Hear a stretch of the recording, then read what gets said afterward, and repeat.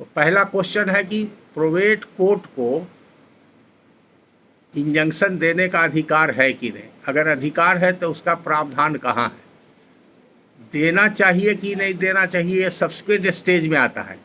जैसे सीपीसी में आप जानते हैं कि इंजंक्शन देने का कहाँ प्रावधान है, वो प्रावधान जानते हैं तो फिर देखना पड़ता है कि कैसे देना चाहिए, कब देना चाहिए, उसका क्या पैरामीटर्स है, उस हिसाब से आप आदेश करते हैं।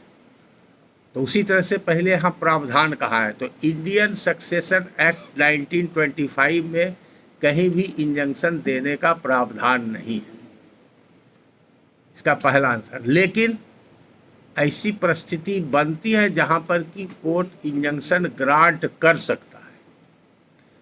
तो इंजंक्शन का जो अधिकार है और सीपीसी में जो कहा गया है कि कोर्ट को पावर है इंजंक्शन ग्रांट करने का, तो आप सभी जानते हैं सीपीसी का 3 पार्ट में अरेंजमेंट है। पहला पार्ट में है सेक्शन जो कोर्ट को जुडिक्शन वेस्ट करता है या पावर वेस्ट करता है, और दूसरा पार्ट है जिसको शेड्यूल 1 कहते हैं, उसमें ऑर्डर एंड रूल्स है। उस पावर को आप कैसे कैरी ऑन करेंगे, कैसे यूटिलाइज करेंगे वो कहता है। तीसरा पार्ट है अपेंडिक्स जो ए से लेके जी तक है। तो ये सब तीनों एक दूसरे का इंटीग्रल पार्ट है। ये ऐसा नहीं है कि वो अपेंडिक्स में जो फॉर्म है उसका कोई महत्व नहीं, वो as if it is in the body of the court. उसके लिए रेलेवेंट सेक्शन है सेक्शन 121 सीपीसी का, सेक्शन 121 और ऑर्डर 48 रूल 3। ये दोनों को पढ़िएगा तो पता चलेगा, ऑर्डर 48 रूल 3 पता चलेगा कि जो भी फॉर्म सीपीसी में यूज किया गया है इसका स्टैट्यूटरी फोर्स है। जैसे फॉर एग्जांपल सबको अनुभव होगा, उसमें देखिएगा प्लीडिंग्स का अलग फॉर्म है, प्रोसेसेस का अलग फॉर्म है, अलग अलग एक अपेंडिक्स में अरेंज करके बना हुआ। तो प्लीडिंग्स में जहाँ पर है फॉर्म ए में है प्लीडिंग्स, उसमें फॉर्म नंबर 47 और 48 देखिएगा। वो स्पेसिफिक रिलीफ एक्ट के केस में वो फॉर्म वो जस्ट लाइक इंडिकेशन है, लेकिन जो एसेंशियल इंग्रेडिएंट है स्पेसिफिक रिलीफ एक्ट के प्लीडिंग में होना चाहिए वो है विलिंगनेस एंड रेडीनेस। वो सेक्शन 16 स्पेसिफिक रिलीफ एक्ट भी यही कहता है, उसको प्रोसीजर लॉ में फॉर्म में उसको इंक्लूड कर दिया गया है। तो फॉर्म नंबर 47 में पारा नंबर 2 या 3 में है, और फॉर्म नंबर 48 में वही 47 में है, the plaintiff is ready and willing to perform his part of the contract. अगर ऐसा प्लीडिंग नहीं है तो उसका एविडेंस एडमिसिबल नहीं है, तो उसका सूट भी मेंटेनेबल नहीं। तो देखिए वो प्लीडिंग्स ही उसका जस्ट इंडिकेशन है कि क्या होना चाहिए, नेचर ऑफ प्लीडिंग, उसका स्टैट्यूटरी फोर्स है। उसके कॉन्ट्ररी बहुत सारा सुप्रीम कोर्ट का जजमेंट है, सूट डिसमिस हो गया, नीचे से हाई कोर्ट तक डिक्री हुआ, सुप्रीम कोर्ट ने डिसमिस कर दिया कि इसका प्रॉपर तो प्लीडिंग ही नहीं था रेडीनेस एंड विलिंगनेस का।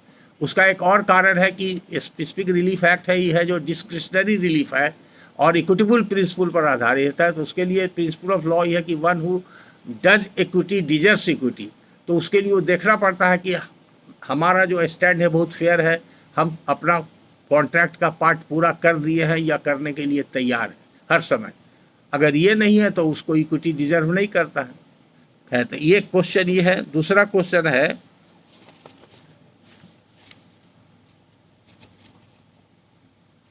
ये किनका है नाम इसमें नहीं दिया हुआ है, लेकिन यह है substitution of legal representative in administration suit या प्रोवेट केसेस।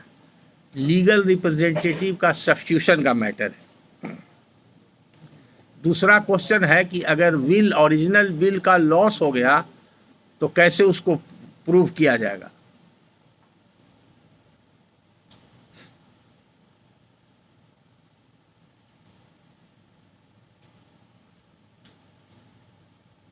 पहला इंजंक्शन, दूसरा हुआ सब्स्टिट्यूशन और तीसरा हुआ लॉस ऑफ ओरिजिनल विल। तो क्या अगर ओरिजिनल विल नहीं मिला, कोर्ट के सामने नहीं आया, तो वेदर द प्रोवेट पिटीशन और petition for grant of letter of administration is liable to be rejected on this ground Elon.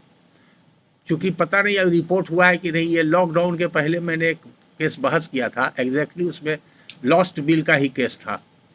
Other side ने बहुत उसको ऑब्जेक्ट किया था कि किसी भी कंडीशन में इनको अलाउ नहीं किया जाएगा, वो अपलेंट थे, प्रोवेट कोर्ट ने हमारे फेवर में आदेश किया था, तो वो जजमेंट हमारे फेवर में आया। मैटर अभी सुप्रीम कोर्ट चला गया है, पेंडिंग है, एडमिट नहीं हुआ है, SLP में ही है।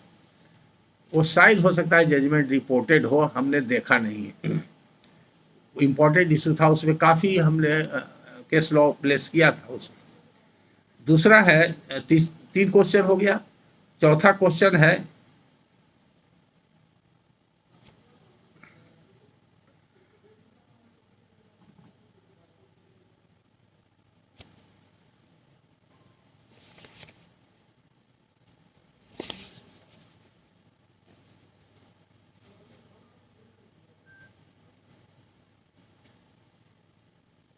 तीन ही क्वेश्चन जो है, राइटिंग में 3 ही क्वेश्चन है।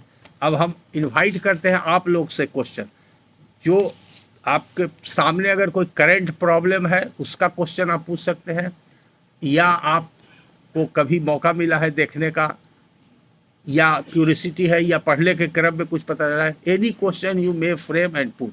बिना प्रोवेट जो है विल से टाइटल मिलेगा या नहीं? ठीक, वेरी गुड, बहुत अच्छा क्वेश्चन है। टाइटल कब पास करेगा, इसका मतलब यही हुआ। ठीक है, हाँ ठीक है। चौथा हुआ लिमिटेशन।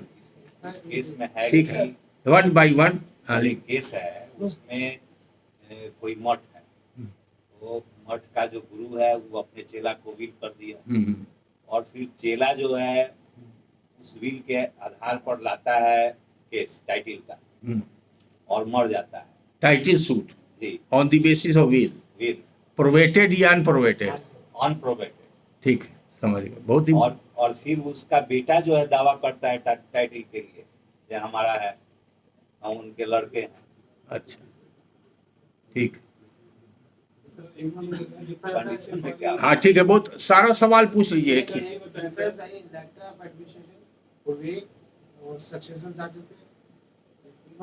डिफरेंस एक ठीक ठीक ठीक है, ठीक है, आप लिख रहे हैं।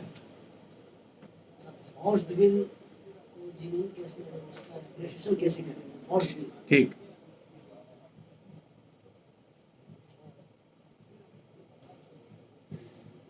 Any other question? Sir question है मेरा। सर बिहार म्यूटेशन एक्ट 2011 पास हुआ और उसमें ये कहा गया म्यूटेशन अनरजिस्टर्ड विल का नहीं होगा। नहीं, इसमें कहा गया कि दाखिल खारिज के लिए ये प्रोवेट होना जरूरी है। विल के आधार पर अगर दाखिल खारिज के लिए आप देते हैं तो इसमें हिंदू के लिए तो कोई दिक्कत नहीं, लेकिन सर मुस्लिम्स का प्रोवेट होगा म्यूटेशन है, तो आपका दाखिल खारिज से मतलब नहीं, वही हम एक्सप्लेन कर देते हैं। मुस्लिम बिल, ठीक है, आपका क्वेश्चन हम समझ गए। I will repeat and explain. Any other question? Sir अगर किसी प्रोवेट केस में रेस्पोंडेंट आके केस सपोर्ट कर रहा है तो उनको ये एस्पेक्ट एग्जामिन करना है कि क्या ये सारे रेस्पोंडेंट आ गए हैं या ये जेन्युइन है या पॉलिसी ये कर रहे हैं, इसका कैसे डिटरमिनेशन? ठीक है, इसको भी सर एक बार दोबारा बता दीजिएगा। लेटर ऑफ सर और क्वेश्चन और प्रोवेट में जो डिफरेंस वो नोट कर लिए क्वेश्चन। एक सर और क्वेश्चन। हाँ बोलिए। कि मुस्लिम कोई है हस्बैंड है, अपनी पत्नी को विल कर दे रहा है, रजिस्टर्ड विल, और पत्नी क्या कर रही है कि उसी रजिस्टर्ड विल के आधार पर सेल कर रही है, उस सेल का क्या वैल्यू?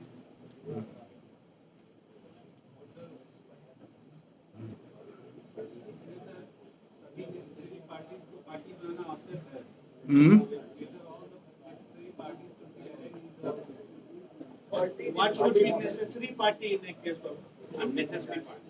ठीक है, समझ गए। Next question.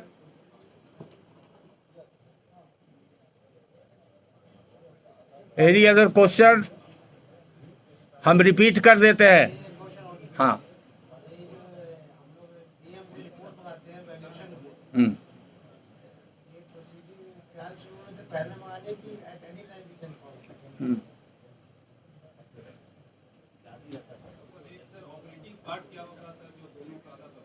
ठीक है। Sir, recording of evidence in uncontested petition. Whether it will be recorded or without. whether probate can be granted or हाँ बोलिए। certified copy yes, probate case can be disposed of on the basis of compromise. बहुत important question है, बहुत लोग गलती करते हैं। Answer is no.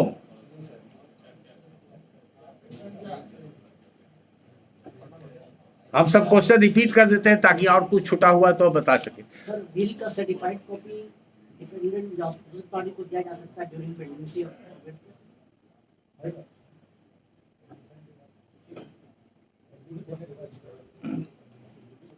अब बोलिए। Any other question from rear side? आप लोग को मौका नहीं मिला है क्या? फ्रंट वाले ही हैं? अच्छा, एक्साइजेस सबको परेशान किए हुए हैं। अविनाश जी छुटकारा मिला आपको कि नहीं? हाँ चलिए।